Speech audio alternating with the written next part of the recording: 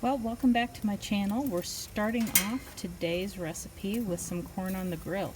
We're going to be making my favorite corn salad, and I'm going to cook my corn by grilling it for about 12 minutes, just sort of turning occasionally. But if you want to boil yours, you can, no worries.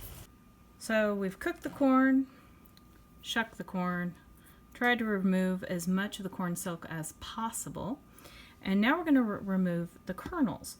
Now what I'm using is sort of the widely favored bowl in a bowl technique, where you take one large bowl to catch the kernels, one bowl upended to help hold it in place while you use a knife.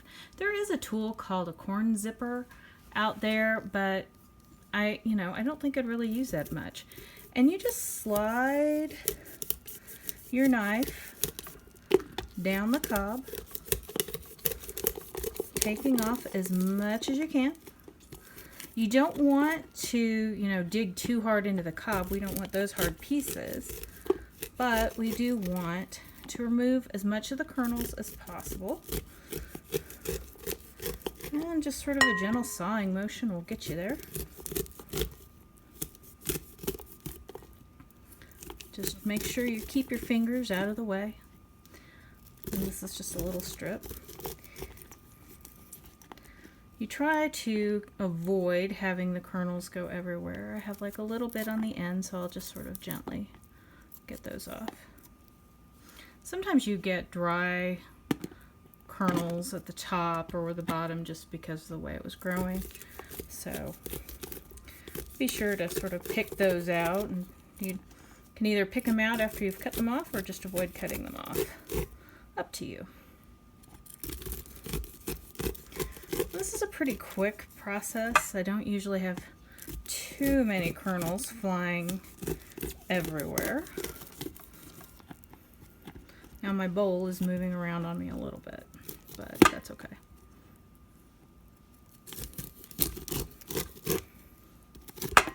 Okay, so I'm gonna go and do the other two. But I want to get this kind of moved around a little bit. And again, just go straight down. Don't dig too hard in, but at the same time, you don't want to cut these kernels in half.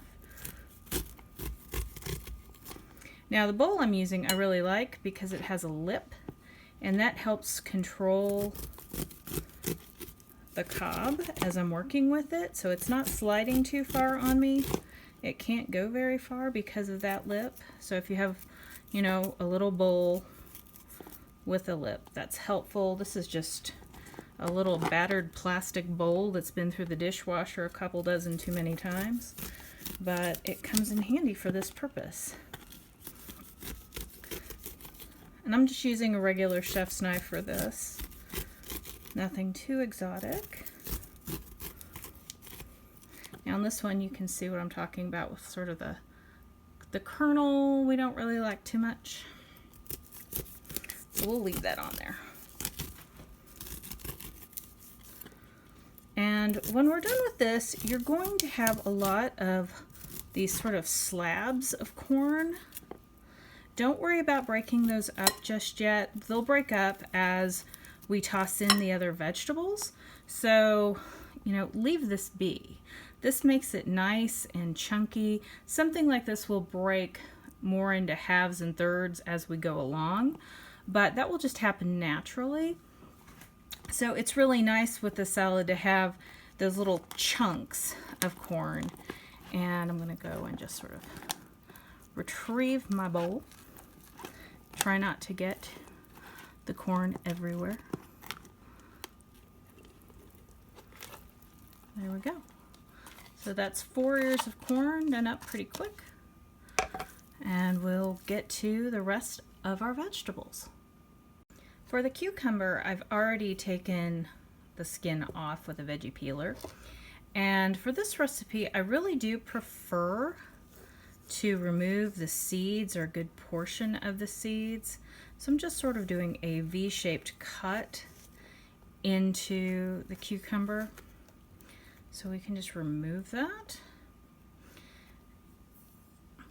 and then give that a quick cut so that we're going to end up with cucumber quarters at the very end of this.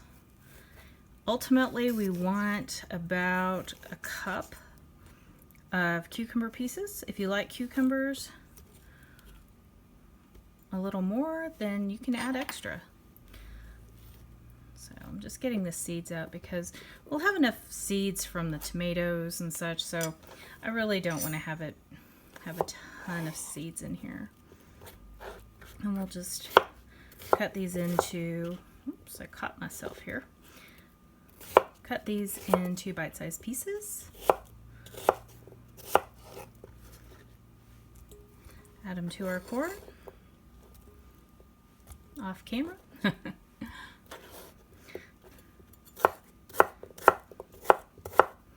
Again, just nice little bite-sized pieces. We don't want big hunks of anything in here.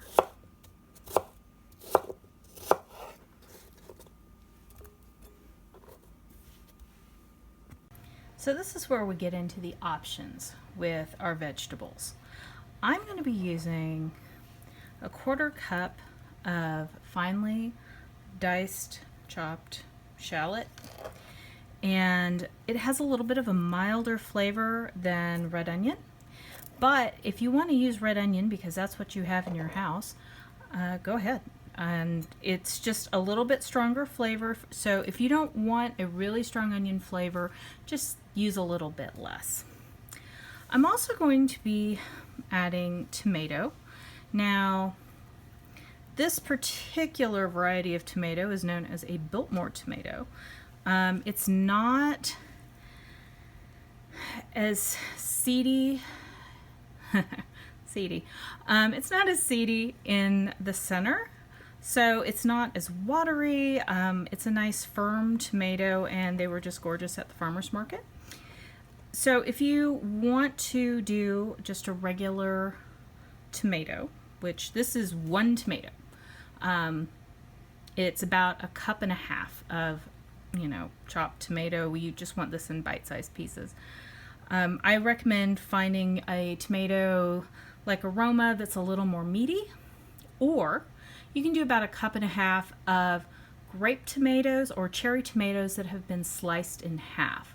It helps us cut them in half just because they're easier to eat. And at this point, if you are going to be using fresh basil in the recipe, which I have it down in the description, this would be where you would add it. I usually would do about 1/3 cup of just finely sliced ribbons of fresh basil at this point. But because I'm going to be using dried basil, I'm going to put it in the dressing instead of just sprinkling it on top. So just things to think about. There's a lot of flexibility. I know everybody's sort of struggling with the grocery store situation right now, and a lot of things just aren't as available. So don't worry about it. Don't stress about it. If you have dried basil's great. If you have fresh, even better. If you have just tomatoes and you want to use your tomatoes, use your tomatoes. Don't worry about it. For the dressing, we're going to start with a 1/4 cup of extra virgin olive oil. I'm going to add 3 tablespoons of a prosecco vinegar. You can use a champagne vinegar if you have it. You can use a white wine vinegar if you have it. It's not really a do or die as to which one exactly. I like the prosecco or the champagne the best though. This is sort of old school. It is a teaspoon and a half of grape Dijon mustard. But any Dijon mustard you have around will work. Kind of blend that in just a little bit with a spatula. Then I have a mixture of 1/4 of a teaspoon of salt, some kosher salt, and 1/4 teaspoon of pepper. Then I'm going to add in a 1/2 teaspoon of dried basil. So this is the basil for the dried version, as opposed to those of you that might be using fresh. I'm going to take a little whisk, and I'm just blending this in my little Pyrex measuring cup because why dirty another bowl? And just give it a good little whisk, get everything nice and blend it up. You can also, if you don't have a teeny tiny whisk, just use a fork. It works just fine. So we're going to take this and pour it onto our vegetables. Now you're probably asking yourself, well, what about the avocado? Well, as anybody that eats avocado knows, they get brown if they sit out too long, and they don't like too much exposure to air. So because they're such finicky little things, we're going to put that in at the end, right before we serve. And that way it doesn't have time to get kind of brown and icky before you eat it. This we're going to pop in the refrigerator for at least a good half hour. Let it all kind of meld together, let the dressing soak in, and then we'll come back, add the avocado, and we'll be ready to eat. And as we're doing this, you can break up at this point some of the bigger chunks of corn to get it down to about bite-sized pieces. But really we were just trying to get the dressing to coat everything, and we'll have everything looking good, tasting good, and ready to go in about half an hour. So I've transferred our corn salad to a lovely little serving bowl. I've stirred things up. I'm going to add the avocado. Notice I've just sort of broken it into roughly bite-sized chunks, and gently we just give it a quick stir, get it coated in the dressing, and just get it evenly distributed within the bowl here. Sort of gently do this, that way you're not smushing it too much and you don't want to break it up too badly. But some of these where it's clumped together, you want to separate it out.